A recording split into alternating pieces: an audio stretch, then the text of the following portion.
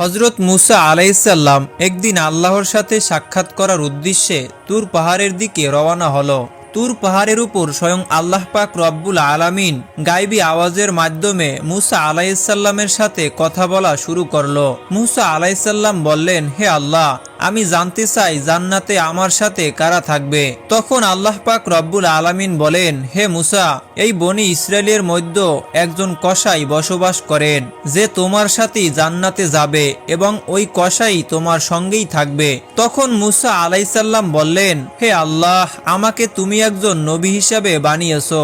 আমার সঙ্গে নবী রাসূল, আল্লাহওয়ালা, বুজুর্গ এবং দরবেশ জান্নাতের মধ্যে থাকার কথা, আমার সঙ্গী হবার কথা, কিন্তু কসাই কেন? তখন মুসা আলাইহিসসালাম বললেন, হে আল্লাহ পাক রব্বুল আলামিন, দয়া করে আপনি আমাকে সেই কসাইয়ের ঠিকানা বলুন, যাতে আমি দেখে আসতে পারি যে সে কি এমন আমল করে যে আমলের কারণে সে আমার সাথে জান্নাতে থাকবে এবং আমার সঙ্গেই জান্নাতে প্রবেশ করবে। তখন মহান আল্লাহ পাক রব্বুল আলামিন বলেন, হে মুসা, আজকে তুমি বাড়ি ফিরে যাও, কিছুদিন পরে আমি তোমাকে ডেকে নিব এবং আমি তোমাকে সেই কসাইয়ের ঠিকানা বলে দিব। তখন মুসা আলাইহিসসালাম মহান আল্লাহ পাক রব্বুল আলামিনের এই কথা শুনে তিনি বাড়ি ফিরে আসলেন। এভাবে বেশ কিছুদিন অতিবাহিত হয়ে গেল। একদিন হযরত মুসা আলাইহিসসালাম কোথাও সফর করার উদ্দেশ্যে রওনা দিল। যখন তিনি রাস্তা দিয়ে যাচ্ছিলেন, দেখলেন একজন মহিলা কান্নারত অবস্থায় দাঁড়িয়ে আছে। মহিলাটি হযরত মুসা আলাইহিসসালামকে দেখা মাত্রই তার কাছে আসতে লাগলো এবং এসে বলল, হে আল্লাহর নবী মুসা আলাইহিসসালাম, আপনি কি এখন আল্লাহর সাথে কথা বলার জন্য তুর পাহাড়ে যাচ্ছেন? যদি তুর পাহাড়ে যান তাহলে আপনি আল্লাহর সাথে আমার বিষয় অবশ্যই বলবেন। মহান আল্লাহ তাআলা কেন আমাকে কোনো সন্তান সন্ততি দান করেনি। আমার বিবাহের কয়েক বছর হয়ে গেল, তবুও এখনো পর্যন্ত আমি কোনো সন্তানের মা হতে পারিনি। আল্লাহ পাক রব্বুল আলামিনের কাছে গিয়ে বলবেন, আমি কি কখনো মা হবার ভাগ্য রাখিনি, নাকি আমার কোনো ভুলের কারণে আল্লাহ তাআলা আমার সন্তান সন্ততি দান করে না? মুসা আলাইহিসসালাম বললেন, ঠিক আছে, আমি আল্লাহ পাক রব্বুল আলামিনের কাছে অবশ্যই জিজ্ঞেস করব। অতঃপর মহিলাটি সেখান থেকে চলে গেল। এবার মুসা আলাইহিসসালাম মহিলাটির প্রশ্ন শুনে একটু অবাক হলেন, তাই তিনি আর অন্য কোথাও সফর করলেন না। এবার তিনি আল্লাহ পাক রব্বুল আলামিনের সাথে কথা বলার উদ্দেশ্যে তুর পাহাড়ের দিকে রওনা হলো। তুর পাহাড়ের উপর গিয়ে হযরত মুসা আলাইহিসসালাম আল্লাহর কাছে প্রশ্ন করলো, হে আল্লাহ, আমি আসার পথে একজন মহিলাকে কান্নারত অবস্থায় দেখলাম। তিনি আমাকে প্রশ্ন করলো, আমার বিবাহের অনেক বছর হয়ে গেল, তবুও কেন আমার কোনো সন্তান সন্ততি হয়নি?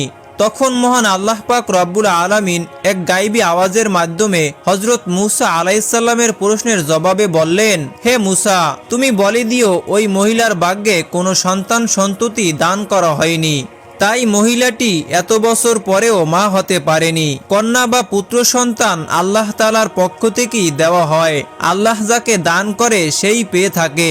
অতঃপর মুসা আলাইহিসসালাম এই প্রশ্নের উত্তর শুনে বাড়ির দিকে রওনা হলো। বাড়ি আসার পথে হযরত মুসা আলাইহিসসালাম সেই মহিলাটির কথা মনে করলো, তাই বাড়িতে না গিয়ে সোজা সেই মহিলাটির বাড়িতে গেল।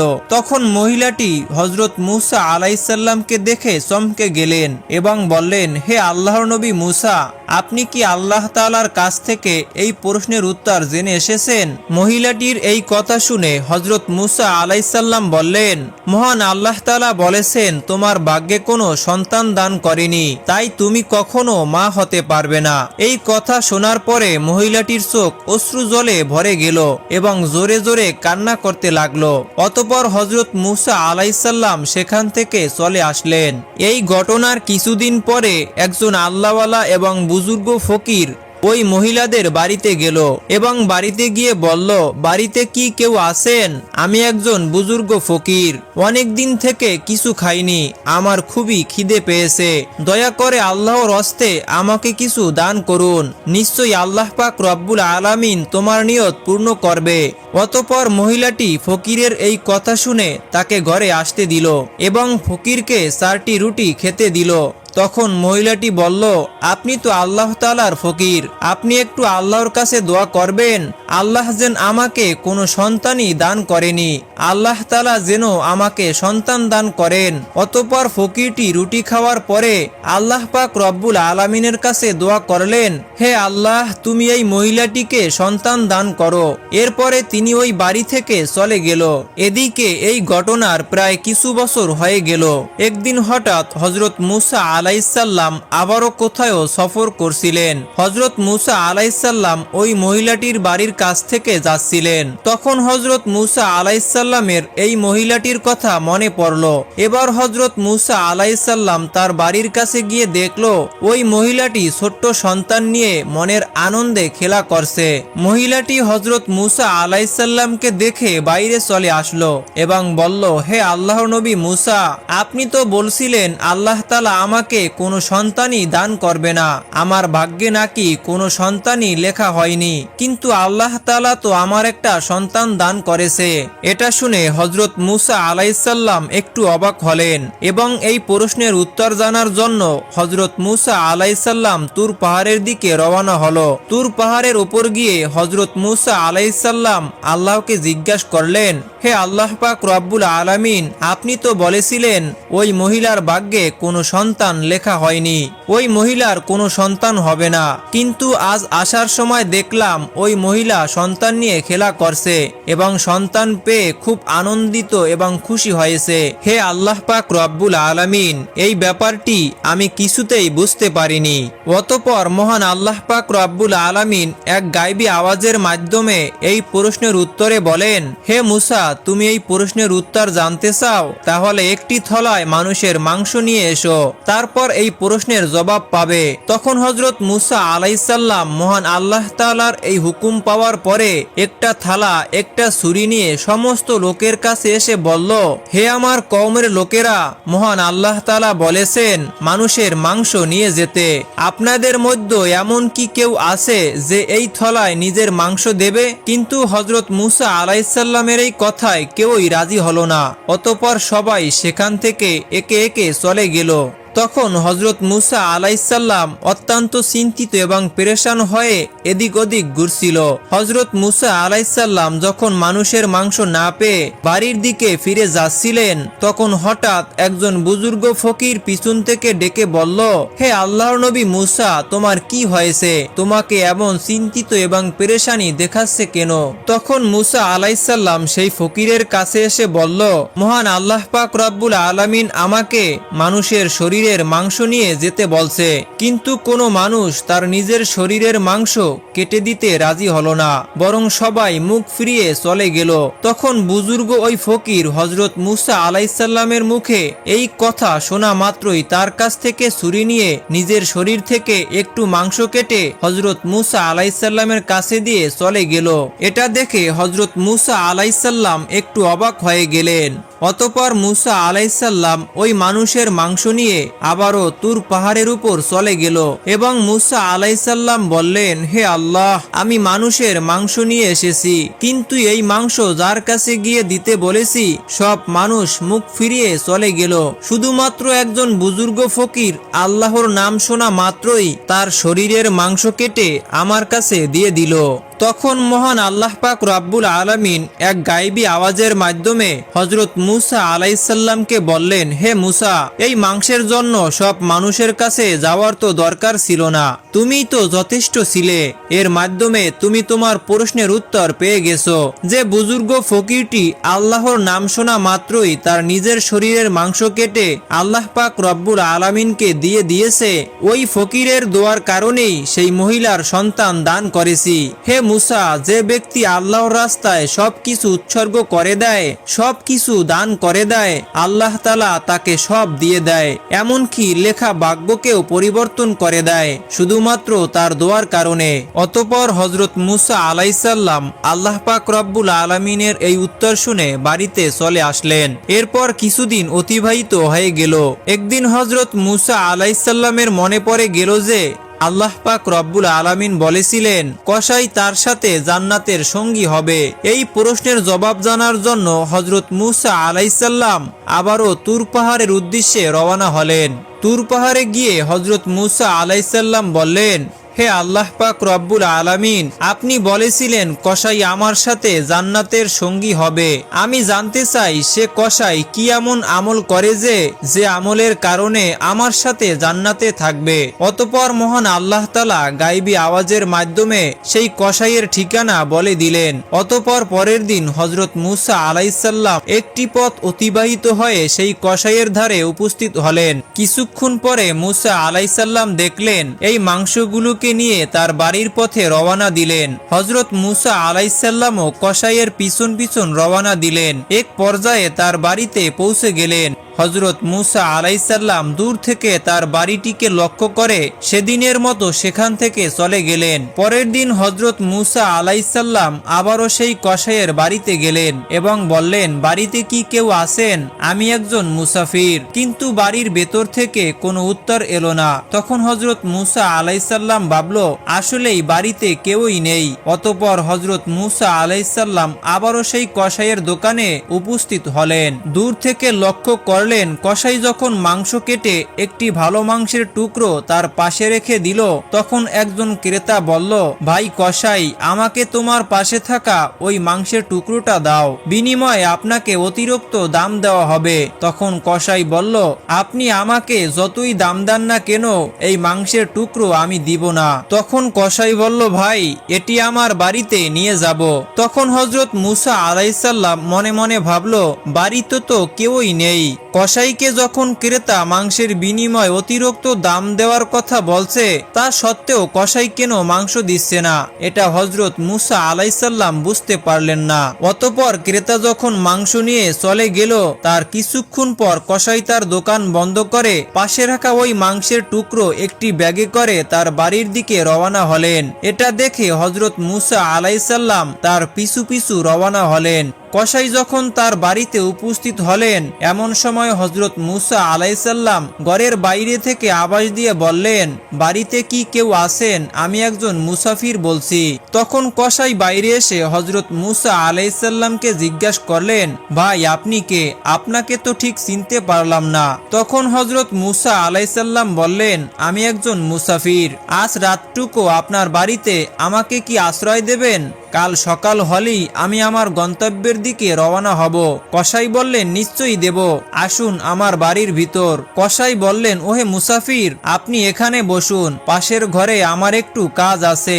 এই বলে কসাই ওই ঘরের দিকে রওনা হলো। হযরত মূসা আলাইহিসসালাম দেখলেন পাশের ঘরে গিয়ে কসাই একা একা রুটি বানাচ্ছে এবং মাংস রান্না করছে। অতঃপর কিছুক্ষণ পরে হযরত মূসা আলাইহিসসালাম দেখলেন এক ঘরের কোণ থেকে একজন বয়স্ক বৃদ্ধা আস্তে আস্তে আদবের সাথে নিয়ে আসছে। তারপরেই মাংস এবং রুটি বৃদ্ধাকে খাইয়ে দিচ্ছে, খুব স্নেহের সাথে খাইয়ে দিচ্ছে। ঠিক তেমনি ভাবে যেমন একটি ছোট্ট শিশুকে তার মায়ের স্নেহ এবং ভালোবাসা দিয়ে খাইয়ে দেওয়া হয়, ওই বয়স্ক বৃদ্ধাকে তেমনি ভাবে খাইয়ে দিচ্ছেন। অতঃপর কিছুক্ষণ পর কসাই কিছু মাংস এবং রুটি নিয়ে হযরত মূসা আলাইহিসসালামের কাছে এসে বললেন, ওহে মুসাফির ভাই, এই নাও আপনার খাবার। আপনার খাবার দিতে আমার একটু দেরি হয়ে গেল। তখন কসাই বলল, আসলে আমার একটু কাজ ছিল, এজন্য আপনাকে খাবারগুলো আগে দিতে পারিনি। তখন মূসা আলাইহিসসালাম বললেন, ঠিক আছে, তুমি আগে বলো এই বৃদ্ধা মহিলাটি কে? তখন কসাই বললেন, এই বৃদ্ধা হলো আমার মা। আমার মা ছাড়া এই দুনিয়ায় আমার আর কেউ নেই, আর আমার মায়েরও এই দুনিয়ায় আমি ছাড়া তার আর কেউ নেই। আমার মা বৃদ্ধা হয়ে গেছে, ভালো করে চলাফেরা করতে পারে না, ভালো করে খেতেও পারে না। তাই আমি প্রতিদিন দোকান থেকে ভালো ভালো নরম মাংসের টুকরোগুলো একটি জায়গায় রেখে দেই এবং বাড়িতে এসে মাকে রান্না করে খাইয়ে দেই। এই কথা বলার পরে কসাই সেখান থেকে চলে গেলেন। হযরত মূসা আলাইহিসসালাম কসাইয়ের মায়ের প্রতি এমন ভক্তি এবং স্নেহ ভালোবাসা দেখে হতভম্ব হয়ে গেলেন। অতঃপর হযরত মূসা আলাইহিসসালাম পাশের ঘর থেকে লক্ষ্য করে দেখলেন তার বৃদ্ধা মা চোখের পানি ছেড়ে দিয়ে কান্না করে করে দুটি হাত তুলে আল্লাহর দরবারে দোয়া করতে লাগলেন, ওগো আল্লাহ, তুমি রহমানুর রহিম, গফুরুর রহিম, তুমি সবকিছুরই খবর রাখো। পৃথিবীতে এমন কিছু নেই যার খবর তুমি রাখো না। আমার ছেলে কসাইয়ের সেবায় আমি খুশি। আল্লাহ গো, মা হয় আমি তোমার দরবারে আমার ছেলের জন্য দোয়া করেছি।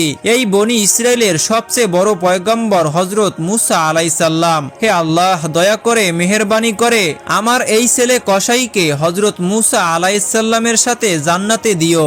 অতঃপর হযরত মুসা আলাইসাল্লাম বাড়িতে না গিয়ে তুর পাহাড়ের দিকে রওনা হলেন। তুর পাহাড়ের উপরে গিয়ে হযরত মুসা আলাইসাল্লাম বললেন, আমি কসাইয়ের বাড়িতে গিয়ে দেখলাম কসাই শুধুমাত্র তার মায়ের অতিভক্তি সেবা ছাড়া আর তেমন কিছুই দেখতে পাইনি।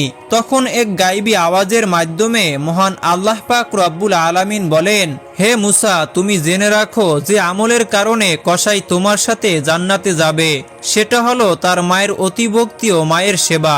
কসাইয়ের মা কান্না করে চোখের পানি ছেড়ে দিয়ে তার ছেলে কসাইয়ের জন্য দুটি হাত তুলে দোয়া করেছে, কসাই যেন নবী মুসা আলাইসাল্লামের সাথে জান্নাতে যেতে পারে।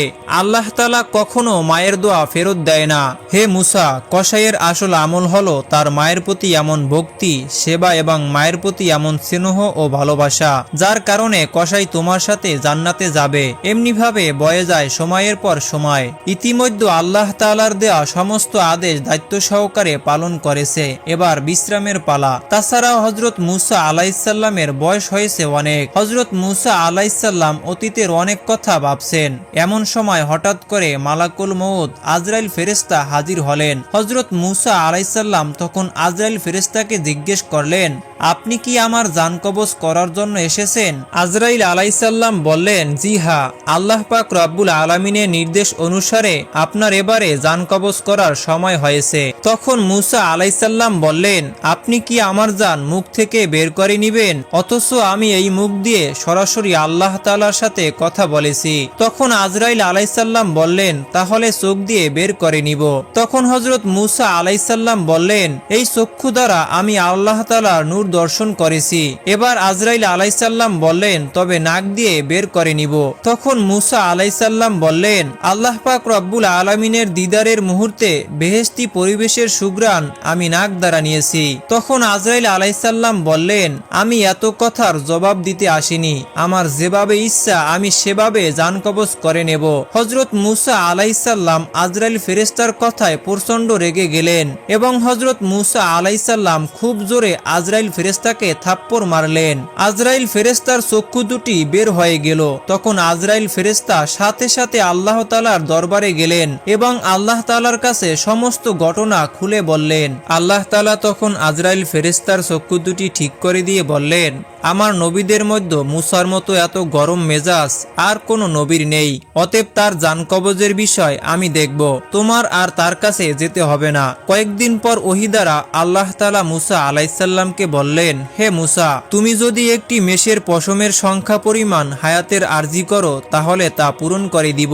তুমি পৃথিবীতে যত বছর বাঁচার আশা করবে তত বছর বাঁচতে পারবে। এ কথা শুনে হযরত মুসা আলাইসাল্লাম বললেন, তাহলে তো তারপরে অবশ্যই মৃত্যুবরণ করতে হবে আর এই দীর্ঘ বছর পৃথিবীতে কষ্ট করে বেঁচে থাকতে হবে যেমনটা আগে হয়েছে।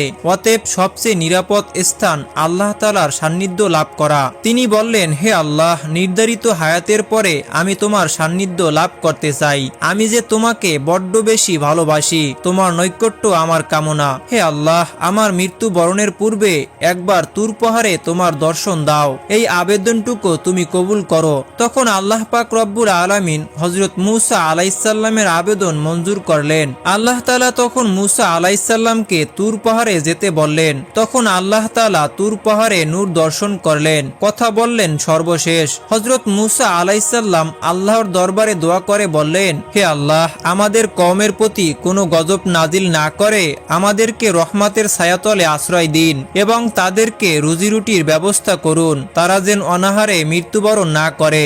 আল্লাহ তাআলা হযরত মুসা আলাইসাল্লামের আবেদনের পরিপ্রেক্ষিতে বললেন, আল্লাহ তাআলা ঈমানদার, নাফরমান, কাফের সমস্ত জীবজন্তুর প্রতিপালক। আল্লাহ পাক রব্বুল আলামিন কখনো কাউকে অনাহারে রাখে না। যে যেখানে যে অবস্থায় থাকুক না কেন আল্লাহ তার রিজিক সেখানেই পৌঁছে দেয়। এই কথা বলার পর আল্লাহ তাআলা তখন মুসা আলাইসাল্লামকে পাহাড়ের উপর আঘাত করতে বললেন। হযরত মুসা আলাইসাল্লাম পাহাড়ের উপর আঘাত করলেন। তখন সেখান থেকে একটি নদী হয়ে গেল। নদীর উপর পুনরায় আঘাত করতে বললেন। আঘাত করার পরে দেখলেন নদীর উপর দিয়ে একটি পাথর ভেসে আসছে। আল্লাহ তাআলা তখন পাথরের উপর পুনরায় আঘাত করতে বললেন। হযরত মুসা আলাইসাল্লাম পাথরের উপর পুনরায় আঘাত করলেন। দেখলে তাদের মধ্য থেকে একটি ফড়িং বার হয়ে আসছে। এই ফড়িং এর মুখে ছিল এক টুকরো তাজা ঘাস। এই দৃশ্য দেখে হযরত মুসা আলাইসাল্লাম সিজদায় পড়ে গেল। কিছুক্ষণ পর হযরত মুসা আলাইসাল্লামকে সালাম প্রদান করে বিদায় নেওয়া হলো। হযরত মুসা আলাইসাল্লাম পাহাড় থেকে নেমে একটু দূরে গিয়ে দেখলেন 7 জন লোক একটি কবর খুঁড়ছে। তখন হযরত মুসা আলাইসাল্লাম তাদেরকে জিজ্ঞেস করলো, ভাই তোমরা নির্জন এলাকায় কার কবর খুঁড়ছো? তারা বলল, আপনার নামে একজন মহান ব্যক্তির। আপনিও আমাদের সাথে এই সওয়াবের কাজে শরীক হতে পারেন। তখন মুসা আলাইসাল্লাম তাদের সাথে কিছুটা কবর খোঁড়ার কাজে শরীক হলেন। তাদের মধ্যে একজন বলল, হে আল্লাহর নবী মুসা, আমরা যার জন্য এই কবরটি করছি সেও আপনার মতো। অতএব কবরটি মাপার জন্য আপনি একবার শুয়ে পরীক্ষা করুন। হযরত মুসা আলাইসাল্লাম তাদের কথায় কবরে গিয়ে শুয়ে পড়লেন এবং বললেন, হে আল্লাহ, কত নিচু এই জায়গাটি। তুমি এই জায়গাটি আমার জন্য যদি কবুল করতে। হযরত মুসা আলাইসাল্লামের দোয়া করার সাথে সাথে একটি ফেরেশতা এসে তাকে একটি আপেল খেতে দিল। বিসমিল্লাহ বলে যখন হযরত মুসা আলাইসাল্লাম আপেলটা খেতে শুরু করলো, আর তখনই মুসা আলাইসাল্লামের জান কবজ হয়ে গেল। তখনই ওই ফেরেশতা হযরত মুসা আলাইসাল্লামকে উঠিয়ে গোসল করালো এবং জানাজা পড়ালেন এবং তাকে পুনরায় ওই কবরেই দাফন করলেন। প্রিয় দর্শক, এই ছিল আজকের ভিডিও। দেখা হচ্ছে পরবর্তী ভিডিওতে। সে পর্যন্ত ভালো থাকুন, সুস্থ থাকুন। আল্লাহ হাফেজ। আসসালামু আলাইকুম ওয়া রাহমাতুল্লাহ।